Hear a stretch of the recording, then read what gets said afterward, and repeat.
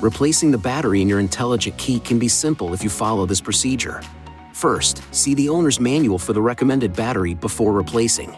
Next, release the lock knob and remove the mechanical key from the intelligent key. Place a cloth over a small flathead screwdriver and insert the tip into this slit.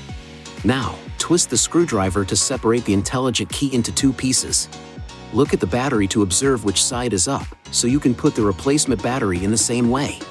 Ensure your hands are clean and free from oil and grease before touching anything inside the key fob. Carefully hold the new battery by the edges every time you pick it up. Remove the discharged battery while being careful not to touch the internal circuits or electrical terminals. Gently place the new battery into the intelligent key with the negative side oriented in the same direction you noted during removal. Align the tips of the two halves and then close the key fob by pushing along the edges. Lastly, operate the intelligent key to ensure it works properly. If you need assistance with replacement, it is recommended you visit an INFINITI retailer. Please see your owner's manual for important safety information, system limitations, and additional operating and feature information.